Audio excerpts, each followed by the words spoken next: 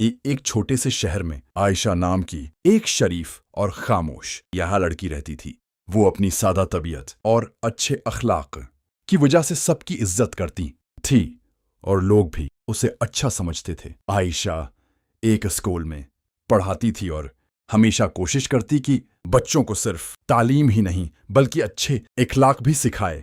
مگر اسی محلے میں ایک عورت سائمہ بھی رہتی تھی جسے عائشہ کی عزت اور تعریف بالکل پسند نہیں تھی۔ ایک دن سائمہ نے حسد کی وجہ سے عائشہ کے بارے میں ایک جھوٹی بات پھیلا دی۔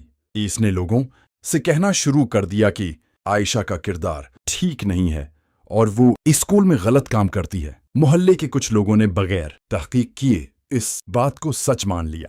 آہستہ آہستہ یہ بات پورے محلے میں پھیل گئی۔ عائشہ کو سمجھ نہیں آ رہی تھی کہ اچانک لوگ اس سے دور کیوں ہونے لگے ہیں۔ کچھ دنوں بعد اسکول کے پرنسپل تک بھی یہ افواہ پہنچ گئی۔ انہوں نے عائشہ کو بلایا اور اس سے وضاحت مانگی۔ عائشہ کی آنکھوں میں آنسو آ گئے کیونکہ اسے معلوم ہی نہیں تھا کہ اس کے بارے میں ایسی جھوٹی بات کس نے پھیلائی ہے۔ اس نے سچ بتایا کہ وہ بے قصور ہے۔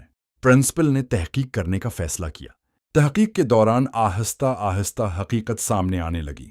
چند لوگوں نے بتایا کہ انہوں نے یہ بات سب سے پہلے سائمہ سے سننی تھی۔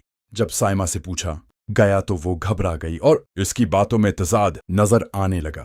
آخرکار اس نے مان لیا کہ اس نے حسد کی وجہ سے یہ جھوٹا الزام ہی لگایا تھا۔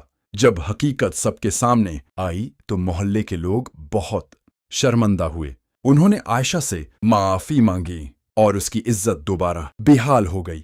لیکن سائمہ کو اس بات کا احساس ہو گیا کہ ایک جھوٹا بہتان کسی کی زندگی کو کس قدر تکلیف دے سکتا ہے۔ اس نے بھی عائشہ سے معافی مانگی اور وعدہ کیا کہ آئندہ کبھی کسی پر جھوٹا الزام نہیں لگائے گی۔ اس واقعے کے بعد محلے کے لوگوں نے ایک اہم سبق سیکھا کہ بغیر تحقیق کے کسی کی بات پر یقین نہیں کرنا چاہیے۔